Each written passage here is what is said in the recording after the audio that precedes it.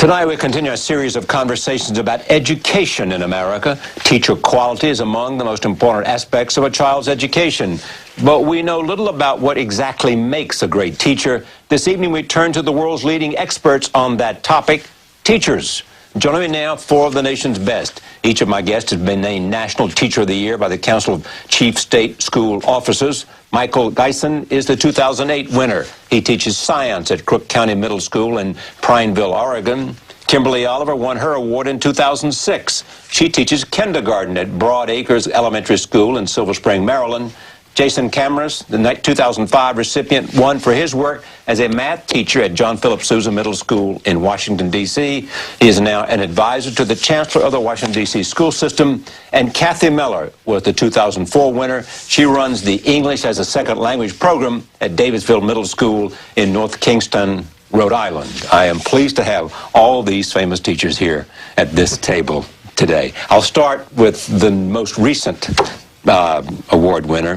Tell me what we ought to know about teachers. Tell me what it is that you feel strongly about, that's deep inside of you, and why you want to teach and why the job brings both satisfaction. Later we'll talk about where the frustrations are.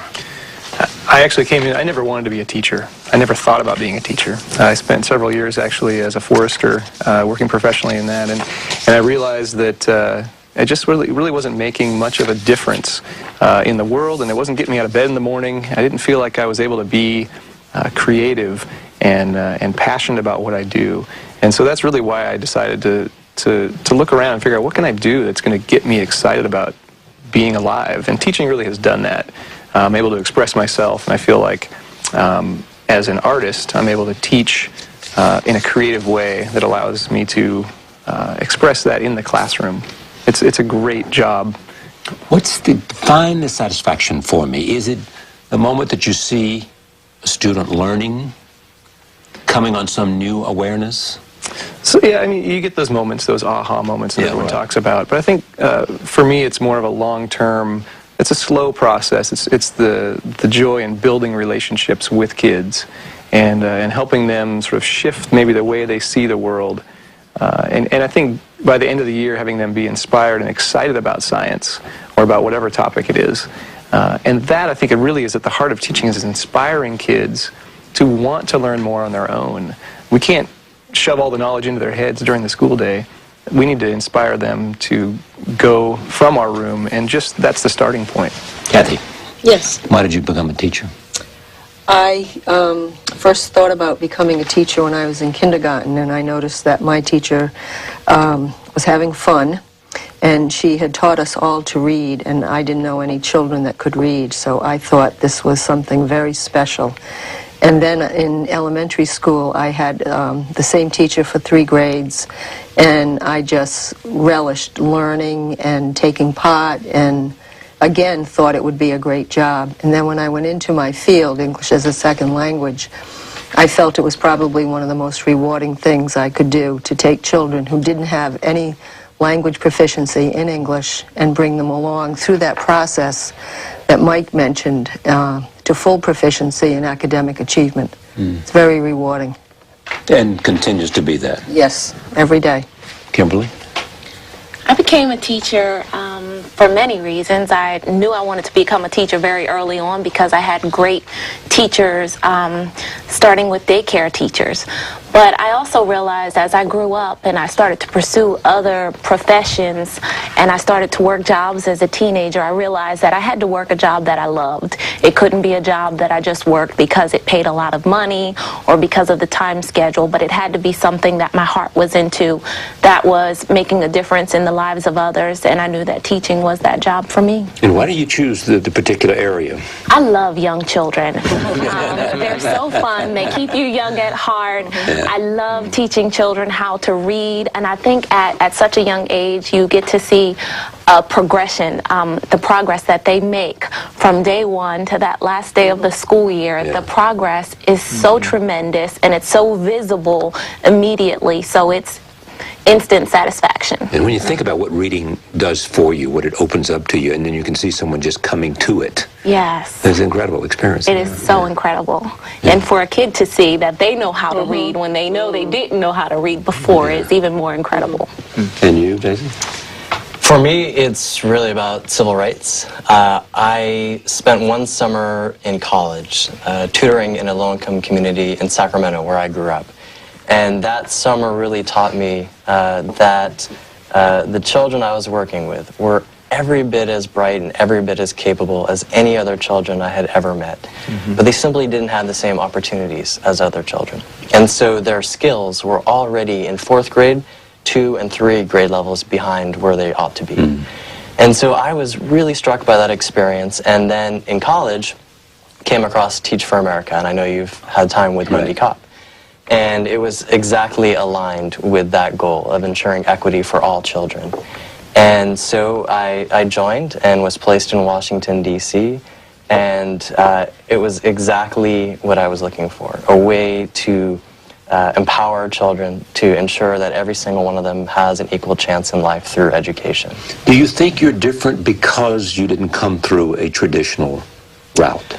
I don't think so. I mean, I think I had great training. I think I bring the same passion that everybody else here has.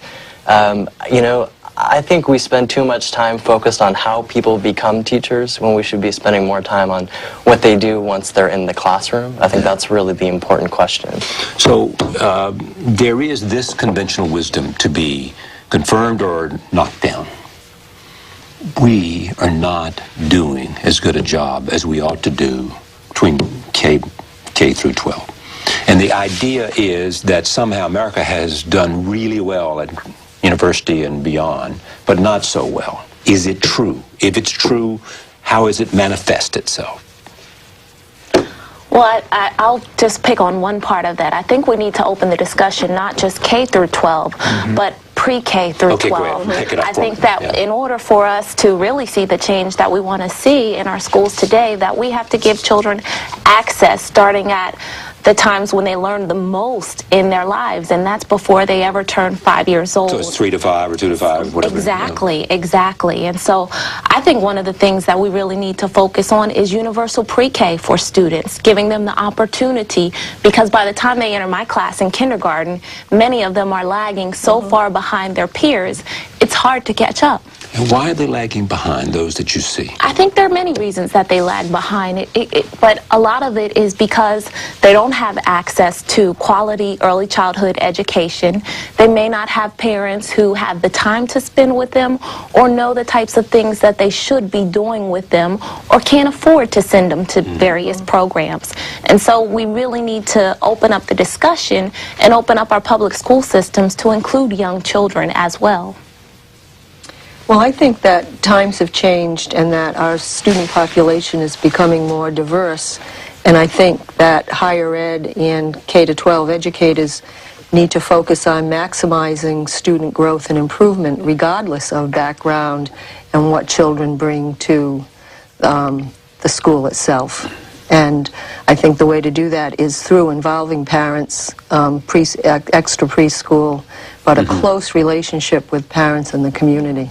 Parent education. Parent education. Absolutely. Well, let me give you... Well, first of all, you're now part of one of the most sort of interesting places in American education. Everybody's looking at Washington, D.C. That's right. You know, Washington, D.C. is, by most statistics, the lowest performing school system in America, period. And, you know, we have schools that are graduating students with 10% proficiency in math and reading, 11%, 8%. And that is criminal. It's simply unjust. You know, in America today, only 5 out of 10 low-income children will graduate high school, and only 1 out of 10 will graduate college. That's simply unacceptable. We cannot have a functioning democracy with those statistics. And it's not just a problem for urban America or ex-urban America or rural America. It's a problem for all of us. We are all in this together. And unless we are ensuring that every single child has access to an excellent education, we as a country are less secure. Okay, but are those statistics that you just referred Yes. to, troubling and unacceptable statistics, a product of those kids not having access to good education, to good facilities, to good teaching?